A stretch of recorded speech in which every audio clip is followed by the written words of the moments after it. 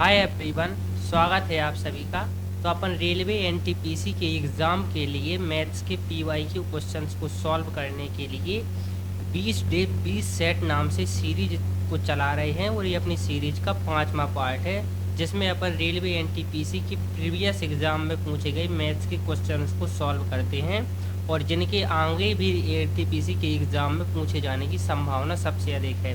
तो चलिए बिना किसी देरी की क्लास को स्टार्ट करते हैं। देखिए पहला क्वेश्चन दिया गया है कि ए, बी और सी मिलकर किसी काम को क्रमशः 10, 15 और 20 दिनों में पूरा कर सकते हैं। यदि भी एक साथ मिलकर काम करें तो कार्य कितने दिनों में पूरा हो जाएगा। तो देखिए सबसे पहले अपन को दिया गया है कि ए किसी काम को कितने दिन में कर लेता है, तो 15 दिनों में कर लेता है। ए किसी कार्य को 10 दिनों में पूरा करता है, 10 में। बी उसी कार्य को कितने दिनों में पूरा करता है, तो बी उसी कार्य को 15 दिनों में पूरा करता है और सी उसी कार्य को 20 दिनों में पूरा करता है। तो मैं कहूँगा कि इन तीनों का एलसीएम कितना है, तो इन तीनों का जो एलसीएम निकल के आएगा वही होगा टोटल वर्क। तो टोटल वर्क निकालने के लिए इन तीनों का एलसीएम अपन याद करेंगे, तो 15, 20 और 10 का एलसीएम होता है 60। तो ये टोटल काम 10 का भाग 60 में मैं कहूँगा 15 का भाग 60 में देंगे तो कितनी पड़ जाएगा, 20 का भाग 60 में देंगे 3। ए बी सी के काम करने की क्षमता है, तो अर्थात ए की काम करने की क्षमता 6 है। इसका मतलब ये है कि ए एक दिन में 6 काम कर पाता है, तो 10 दिन में 60 काम कर लेता है। सेम इसी प्रकार 4 का मतलब क्या है कि बी एक दिन में 4 काम कर पाता है, तो 15 दिनों में 15 चौका 60 काम कर लेता है। तो एक एक दिन के इनके काम करने की क्षमता कितनी है, 6 और 4 10 और 3 13 है। और टोटल काम दिया कितना गया है, तो टोटल काम 60 है। तो 60 काम करना है, एक दिन में 13 काम करते हैं, तो टोटल दिन कितने लगेंगे, 60/13। अब जब इसको सॉल्व करेंगे तो 13 चौका 52 होता है और बचेगा 8, तो 8 को ऊपर लिखेंगे और 13 को नीचे लिखेंगे। तो 4 सही 8/13 दिन इसको राइट आंसर और डी में दिया गया। चलिए अगला क्वेश्चन देखिए। अगला क्वेश्चन ए,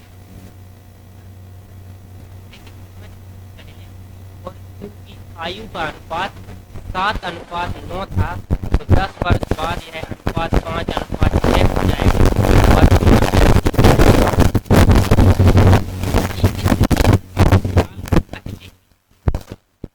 5 साल पहले पी और क्यू की आयु का अनुपात कितना था, तो आप कहोगे कि 5 साल पहले जो अनुपात था वो 7:9 था। मैं कहूँगा कि 10 साल बाद कितना अनुपात, आप कहोगे कि 10 साल बाद जो अनुपात दिया गया है वो 5:6 है। तो मैं कहूँगा, आपसे एक बात पूछूंगा कि 5 साल पहले और 10 साल बाद के बीच में कितने साल का अंतर होता है। तो जैसे मैं कहूँगा एक एग्जाम्पल के लिए कि वर्ष 2000 है, तो इससे 5 साल पहले अर्थात 1995 और 10 साल बाद 2010, तो इन दोनों के बीच का अंतर कितना है, तो आप कहोगे कि इन दोनों के बीच का अंतर 15 साल का है। तो मैं कहूँगा कि उस 15 को यहाँ पर लिख। अब आप ध्यान से देखना कि यहाँ पर करेंगे त्रिया गुणा, तो 15 का गुणा होगा 5 के साथ और इस 15 का गुणा होगा इस 6 के साथ। तो 15 का गुणा 5 के साथ होगा तो कितना आएगा 75, और इस 15 का गुणा 6 के साथ होगा तो कितना आएगा 90। मैं कहूँगा 90 में से 75 को घटा दो तो कितना आएगा, तो आप कहोगे 15। अब आप ध्यान से देखना, ये त्रिया गुणा कर दो, तो 7 का गुणा 6 के साथ करेंगे तो 42 आएगा और 9 का गुणा 5 के साथ करेंगे तो 45 आएगा। और 45 में से अपन 42 को घटाएंगे, बेसिकली बड़ी संख्या में से छोटी संख्या को घटाना पड़ता है, तो 45 में से 42 को घटाएंगे तो 3 निकल के आएगा। अर्थात 3 की वैल्यू 45 है, 3 की वैल्यू 15 है, तो 1 की वैल्यू कितनी होगी, तो आप कहोगे 1 की वैल्यू 5 होगी। तो अगर 1 की वैल्यू 5 है तो 9 की वैल्यू कितनी है, तो आप कहोगे कि 9 की वैल्यू है 45 और 1 की वैल्यू अगर 5 है तो पी की वैल्यू अर्थात 7 की वैल्यू है 35। पी और क्यू की जो 5 वर्ष पहले की आयु है ना, अर्थात 5 वर्ष पहले की है ना, 7 की वैल्यू 35 आई और 9 की वैल्यू आई तो 45। की आयु 30 और 45 बाद की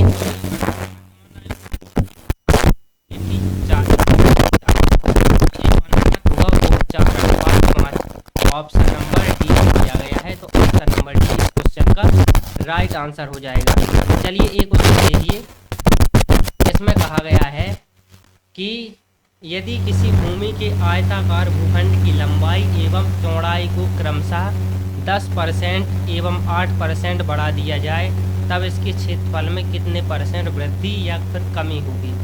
तो आयत की लंबाई और चौड़ाई को बढ़ाएंगे तो क्षेत्रफल में कमी कहाँ से हो जाएगी, तो कमी वाले दोनों ऑप्शन काट दीजिए, ये अपना आंसर नहीं है। तो दो ऑप्शन तो एलिमिनेट हो गए। अब आप ध्यान से देखिए, जब भी इस प्रकार का क्वेश्चन दिया जाए तो आप देखिए कि आयत के क्षेत्रफल का फॉर्मूला क्या होता है। तो आयत के क्षेत्रफल का जो फॉर्मूला होता है, क्षेत्रफल का जो फॉर्मूला होता है वो होता है लंबाई गुणे चौड़ाई। तो जब भी इस प्रकार का फॉर्मूला बने, कैसे, अगर मैं लंबाई को a से डिनोट करूं और चौड़ाई को b से डिनोट करूं, तो जब भी a इंटू बी प्रकार का फॉर्मूला बने, चाहे वो किसी भी कोई भी फॉर्मूला हो, जब वो a इंटू बी रूप का बने तब उसके जो क्षेत्रफल में है, अर्थात इस वाली वैल्यू में जो परसेंटेज में जो परिवर्तन होगा उसको अपन आसानी से निकाल सकते हैं। उसका मान होगा कितना, a plus b plus a into b divided by 100।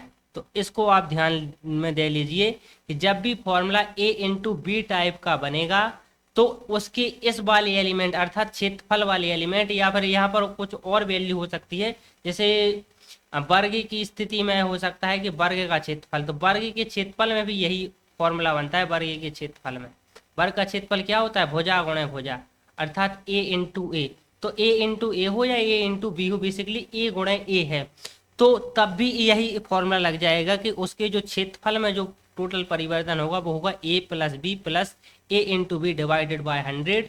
तो अगर a इंटू बी रूप का फॉर्मूला बने या a इंटू ए रूप का फॉर्मूला बने तो उसके लिए जो टोटल क्षेत्रफल में परिवर्तन होगा वो होगा a plus b plus a into b divided by 100।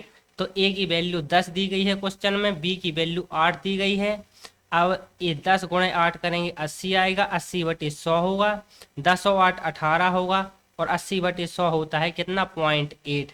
तो 18 में 0.8 को ऐड कर देंगे, तो 18.8 इस क्वेश्चन का राइट आंसर हो जाएगा, जो कि ऑप्शन नंबर डी में दिया गया है। चलिए अगला क्वेश्चन देखिए, अगला क्वेश्चन ए है। इस क्वेश्चन में कहा गया है कि 110 मीटर लंबी एक रेलगाड़ी 90 किलोमीटर प्रति घंटे की चाल से चल रही है। इससे 180 मीटर लंबे एक पुल को पार करने में कितना समय लगेगा। तो जैसे अगर ये कोई पुल है, सपोज करो ये कोई पुल है जिसकी लंबाई दी गई है 180 मीटर, तो अगर जब ट्रेन इस पुल पर एंटर करेगी वो इस पॉइंट से एंटर कर जाएगी जब ट्रेन की स्थिति यहाँ होगी, और जब निकलेगी तो तब ट्रेन की स्थिति इस प्रकार से होगी। तो ट्रेन को ये जो है ना, ये भी तय करनी है। अगर ट्रेन जैसे अगर यहाँ खड़ी हो, इस प्रकार की स्थिति बने, तो अभी ट्रेन पूरे तरीके से नहीं निकली क्योंकि ये वाला जो पार्ट है वो रह गया है। भले स्थिति इस प्रकार से भी बन जाए तब भी ये वाला पार्ट रह गया है। तो पूरी अर्थात पूरे तरीके से पुल को पार करने के लिए जो ट्रेन को दूरी तय करनी पड़ती है वो तय करनी पड़ती है जितनी उस ट्रेन की लंबाई होती है, और जितनी उस ट्रेन की लंबाई होती है और जितने मीटर का है वो पुल होता है, या जितना लंबा पुल होता है। तो टोटल दूरी यहाँ से निकल के आएगी 110 प्लस 180। तो टोटल दूरी कितनी निकल के आई, 110 प्लस 180 हो जाएगा 290। तो 290 मीटर। और स्पीड कितनी दी गई है अपन को, स्पीड आप देखोगे तो स्पीड दी गई है 90 किलोमीटर प्रति घंटा। तो 90 किलोमीटर प्रति घंटा दी गई है, अपन को मीटर पर सेकंड में बदलना है क्योंकि दूरी मीटर में दी गई है, तो इसको भी मीटर पर सेकंड में बदलना पड़ेगा। तो मीटर पर सेकंड में बदलने के लिए 90 में 5/18 का गुणा करेंगे अपन, तो आसानी से बदल देंगे। 18 एकम 18, 18 पंचे 90, 5 25, तो निकल के आ गया 25 मीटर पर सेकेंड। तो 25 मीटर पर सेकेंड की स्पीड से 290 मीटर की दूरी तय करनी है, तो इसमें समय कितना लगेगा। तो समय का फॉर्मूला क्या होता है, समय का फॉर्मूला होता है दूरी बटे चाल। दूरी कितनी है 290 और चाल कितनी है 25। तो 25 एकम 25 बचेगा 4, 25 एकम 25 बचा 15, 15 पे 0 लेंगे दशमलव आएगा, 25 छक्के 150। तो 11.6 सेकेंड इस क्वेश्चन का राइट आंसर हो जाएगा, जो कि ऑप्शन नंबर बी में अपन को दिखाई दे रहा है। चलिए अगला क्वेश्चन देखिए, ए है। ये भी बहुत ही अच्छा क्वेश्चन है, ध्यान से देखना कि एक लंबवृत्तीय बेलन का वक्र पृष्ठ का क्षेत्रफल और कुल पृष्ठ के क्षेत्रफल जो अनुपात है वो 3:7 है। बेलन की ऊंचाई और त्रिज्या का अनुपात ज्ञात कीजिए। तो बेलन जैसे होता है वो क्या होता है, बेलन इस प्रकार की स्थिति को कहते हैं, जैसे इसे कहेंगे अपन बेलन। तो इसका जो पार्श्व पृष्ठीय क्षेत्रफल होता है वो इस वाले भाग का क्षेत्रफल होता है, इस वाले भाग का क्षेत्रफल। तो बेलन का जो वक्र पृष्ठ का क्षेत्रफल होता है ना, बेलन का जो वक्र पृष्ठ का क्षेत्रफल वो इस भाग का क्षेत्रफल होता है, इस भाग का। तो वक्र पृष्ठ का क्षेत्रफल, वक्र पृष्ठ का क्षेत्रफल, और इसका फॉर्मूला होता है, वक्र पृष्ठ का क्षेत्रफल का फॉर्मूला होता है 2πr/h, और इस क्वेश्चन में उसकी वैल्यू दी गई है 3:। अब वक्र पृष्ठ का क्षेत्रफल का फॉर्मूला है बेलन का, और बेलन के संपूर्ण पृष्ठ का क्षेत्रफल। तो संपूर्ण पृष्ठ का क्षेत्रफल जो होता है, कुल पृष्ठ भी जिसे कह सकते हैं या फिर संपूर्ण पृष्ठ कह सकते हैं, उसका फॉर्मूला होता है, उसमें वक्र पृष्ठ तो ऐड होता है, अर्थात ए वाला क्षेत्रफल तो ऐड होता ही है 2πr/h। ए वाला क्षेत्र तो ऐड होता है, ए वाला क्षेत्र भी ऐड होता है, ए वाला, ध्यान से देखना।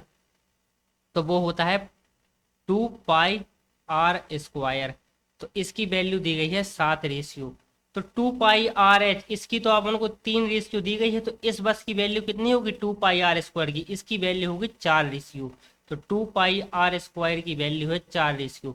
अब आप ध्यान से देखिए कि 2πr/h अपॉन इसको लिखेंगे 2πr², इन्हीं का तो अपन को रेशियो ज्ञात करना है, बटे 3/4। तो यहाँ से देखिए 2π से 2π तो कट गया, एक आर से एक आर कट जाएगा, तो ऊपर बचा h और नीचे बचा r, अर्थात हाइट और जो त्रिज्या का रेशियो दिया गया है वो 3/4 अर्थात 3:4 दिया गया है। तो 3:4 ऑप्शन नंबर डी में मेरे को दिखाई दे रहा है, यही इस क्वेश्चन का राइट आंसर हो जाएगा। चलिए अगला क्वेश्चन देखिए, अगला क्वेश्चन ए है। इस क्वेश्चन में कहा गया है कि यदि प्रत्येक 10 सेंटीमीटर भुजा वाले दो घनों के सिरों को जोड़कर एक घनाभ बनाया जाता है, तो इस प्रकार बने घनाभ का पृष्ठीय क्षेत्रफल ज्ञात कीजिए। तो देखिए कहा क्या गया है कि जैसे ये कोई घन है, ध्यान से देखना,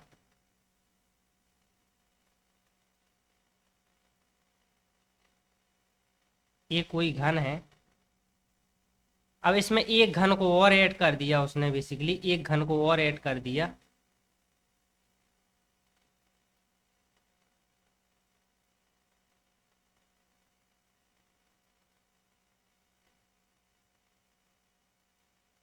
तो जब ये दो घन ऐड हो गए तब इसमें क्या परिवर्तन हुआ, तो आप कहोगे कि अगर एक घन की जो एक भुजा थी वो 10 थी, तो ए भी 10 हो गई, तो अर्थात जो घनाभ के लिए जो लंबाई बनी ना, लंबाई कितनी हो गई, तो लंबाई हो गई 20।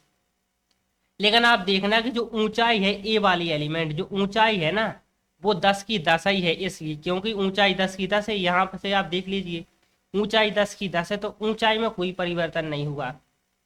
आप चौड़ाई देखिए, चौड़ाई में कोई परिवर्तन नहीं हुआ, क्योंकि घन की जितनी भुजा थी उतनी ही चौड़ाई है, तो चौड़ाई भी 10 की 10 रही। तो सिर्फ एल अर्थात लंबाई में 20 की वृद्धि हुई, चौड़ाई में 10 की 10 ही है, और हाइट भी 10 की 10 ही है। तो मैं कहना ये चाहता हूँ कि अगर एक घन से एक घनाभ बनाया जाए तो सिर्फ लंबाई बस में वृद्धि होती है, चौड़ाई और ऊंचाई सेम रहती है। तो अब यहाँ पर दिया गया है कि लंबाई 20 है, चौड़ाई 10 है, ऊंचाई 10 है, तो इस प्रकार के घनाभ का पृष्ठीय क्षेत्रफल ज्ञात कीजिए। तो पृष्ठीय क्षेत्रफल का फॉर्मूला क्या होता है, 2 × LB + BH + HL होता है। तो बस इसमें वैल्यू पुट कर दो, 2 × 20 × 10 + 10 × 10 + 10 × 20, तो यहाँ से निकल के आएगा 1000, क्योंकि 10 × 20 × 10 200, 200 100 और 100 300, 300 200 500, 500 दूनी 1000 सेंटीमीटर स्क्वायर। तो 1000 centimetre square option number C इस क्वेश्चन का राइट आंसर हो जाएगा। यहाँ सिर्फ याद रखने वाली बात ये है कि अगर दो घन को अपन मिलाएंगे तो लंबाई और ऊंचाई जो है वो घन के बराबर ही रहेगी, जितनी घन की एक भुजा है, सिर्फ चौड़ाई दोगुनी हो जाएगी। चलिए अगला क्वेश्चन देखिए, ए है। इस क्वेश्चन को देखना, अच्छा क्वेश्चन है कि एक दीवार के सहारे खड़ी हुई सीढ़ी का उन्नयन कोण 45 डिग्री है, तो दीवार से सीढ़ी के पाद की दूरी 4√2 मीटर है, सीढ़ी की लंबाई ज्ञात कीजिए। तो जैसे ये कोई दीवार है यहाँ पर और ये उसके सहारे एक सीढ़ी टिकी हुई है, तो इस सीढ़ी के इस पाद से दीवार तक की जो दूरी दी गई है वो दी गई है 4√2। अगर मैं इसको बी नाम देता हूँ, इसको सी और इसको ए, और ए वाला जो उन्नयन कोण दिया गया है ना वो दिया गया है 45 डिग्री। तो अब आप ध्यान से देखना कि जब अपन को बेस दिया जाए, बेस इसको कहते हैं बेस अर्थात आधार, और अपन को कर्ण ज्ञात करना हो तो बेस और कर्ण त्रिकोणमिति के किस फंक्शन में आता है, साइन थीटा कॉस, किस प्रकार के फॉर्मूला में बेस और कर्ण का उपयोग होता है अर्थात हाइपोटेनियस का उपयोग होता है। तो आप कहोगे कि जो कॉस वाला फॉर्मूला है उसमें बेस और हाइपोटेनियस का उपयोग होता है, तो मैं कहूँगा उसका फॉर्मूला क्या होता है। तो आप कहोगे कि कॉस थीटा का मैंने जो फॉर्मूला पढ़ा था ना उसका मतलब होता है बेस अर्थात आधार बटे कर्ण, कर्ण अर्थात हाइपोटेनियस, बेस को मैं लिखूंगा आधार बटे कर्ण। अब आप ध्यान से देखना कि कॉस थीटा की वैल्यू कितनी है, तो आप कहोगे कि 45 है कॉस थीटा की वैल्यू। मैं कहूँगा कि बेस की वैल्यू कितनी दी गई है, वो दी गई है 4√2, और अपन से सीढ़ी अर्थात कर्ण की वैल्यू पूछी गई है AC की, तो वहाँ पर अपन लिख देंगे कि AC। कॉस 45 का मान होता है 1/√2 और यहाँ से आएगा 4√2 अपॉन AC। अब इस AC को अपन यहाँ पर ले जाएंगे, इस √2 का इसके साथ गुणा होगा, तो जो AC की वैल्यू निकल के आएगी वो निकल के आएगी 4 दूनी 8। तो 8 इस क्वेश्चन का राइट आंसर हो जाएगा, जो कि ऑप्शन नंबर बी में है। ये अच्छा क्वेश्चन है। चलिए अगला क्वेश्चन देखिए, ए वाला। तो मैंने पिछली सीरीज से ऐसे क्वेश्चन को स्टार्ट कराना शुरू कर दिया है, कम से कम एक क्वेश्चन इस प्रकार का जरूर मैं करवाता हूं कि अगर इस प्रकार का क्वेश्चन एग्जाम में आ जाए तो आपको इस प्रकार के क्वेश्चन का फॉर्मूला पता हो, क्योंकि अगर आपको इस प्रकार के क्वेश्चन का फॉर्मूला नहीं पता होगा तो आप किसी भी कंडीशन में क्वेश्चंस को नहीं करके आएंगे। तो देखिए क्वेश्चन कहा गया है कि माध्य 25 है, मानक विचलन 5 है, अपन को विचरण गुणांक ज्ञात करना है। तो विचरण गुणांक का डायरेक्ट फॉर्मूला आप याद कर लीजिए कि विचरण गुणांक का फॉर्मूला क्या होता है। तो विचरण गुणांक का फॉर्मूला होता है क्या, ध्यान देना, विचरण गुणांक बराबर होता है क्या, मानक विचलन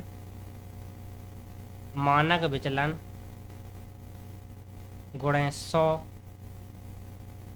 डिवाइडेड बाय माध्य। तो मानक विचलन 5 दिया गया है गुणे 100 और माध्य अपन को 25 दिया गया है। 25 से कम 25, 25 चौका 100, 5 चौका 20, तो 20%। तो मानक विचलन आ जाएगा अपना कितना, नहीं आई एम सॉरी, विचरण गुणांक आ जाएगा अपना 20%। तो बेसिकली इसकी परिभाषा क्या होती है, विचरण गुणांक की परिभाषा होती है क्या कि मानक विचलन माध्य का कितने % है उसे विचरण गुणांक कहते हैं। तो अपन को इस फॉर्मूले को याद जरूर करना है, क्योंकि इस प्रकार का क्वेश्चन एग्जाम में जरूर पूछा जाएगा किसी न किसी शिफ्ट में। तो याद कर लीजिए कि विचरण गुणांक बराबर होता है मानक विचलन गुणे 100 बटे माध्य। चलिए एक क्वेश्चन देखिए, ये भी अच्छा ही क्वेश्चन है, ध्यान से देखना। यहाँ पर कहा गया है कि एक वस्तु को 2400 रुपये में बेचने पर 25% की हानि होती है, अपन को 25% का लाभ पाना है, तो विक्रय मूल्य कितना होना चाहिए। तो देखिए 25% की फ्रिक्शन क्या होती है, तो आप कहोगे 25% की फ्रिक्शन होती है 1/4।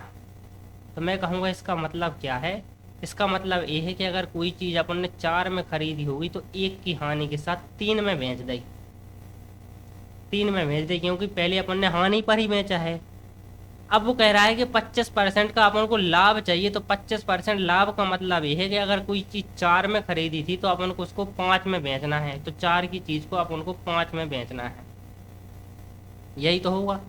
अब क्वेश्चन में कहा गया है इस 3 की वैल्यू, अर्थात जब अपन ने हानि में बेचा तो 2400 में बेचा, तो इस 3 की वैल्यू 2400 दी गई है। तो अपन 5 की वैल्यू कितनी है, तो 3 की वैल्यू 2400, तो 1 की वैल्यू कितनी आएगी 800, तो 5 की वैल्यू कितनी आएगी 8 पंचे 40, 4000।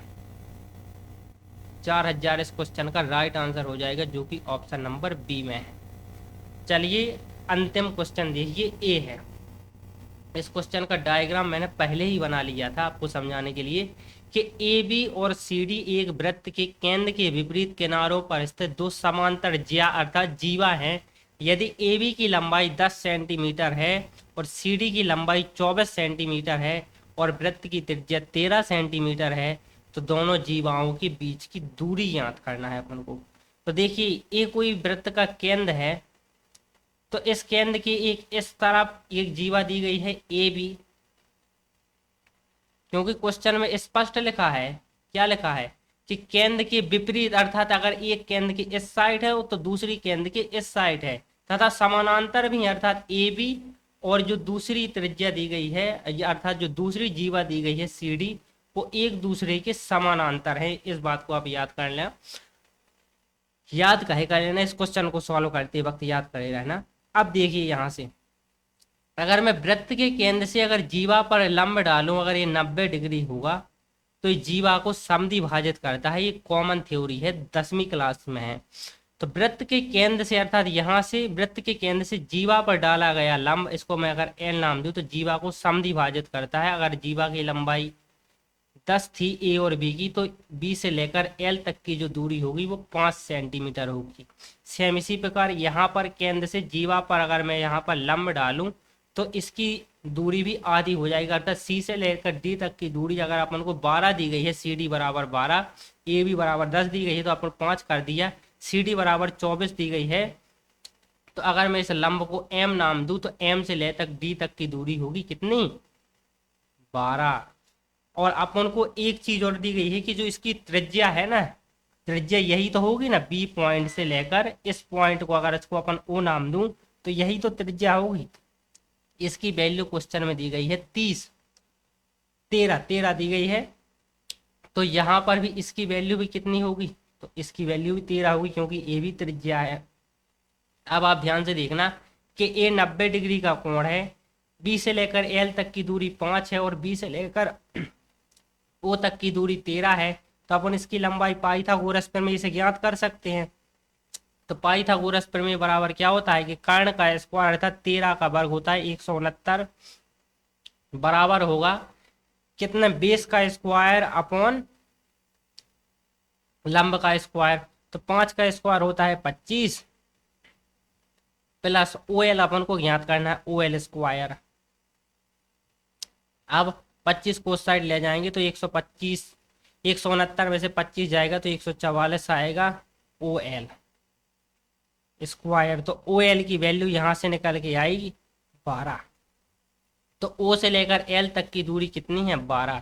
सेम इसी प्रकार मेरे भाई यहाँ पर भी 5 13 है, ए दूरी 12 है, तो ए कितनी होगी 5 होगी, क्योंकि 12 का स्क्वायर होता है कितना 144, 144 प्लस 25 को ऐड करेंगे 169, जो कि 13 का वर्ग है। तो इन दोनों के बीच की दूरी कितनी आई, तो आप कहोगे कि ओ से लेकर एल तक की दूरी 12 है और ओ से लेकर एम तक की दूरी 5 है। तो टोटल इन दोनों के बीच की दूरी 12 और 5 17 होगी।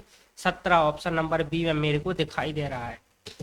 तो चलिए आज के क्वेश्चन को अपन ने कर लिया है।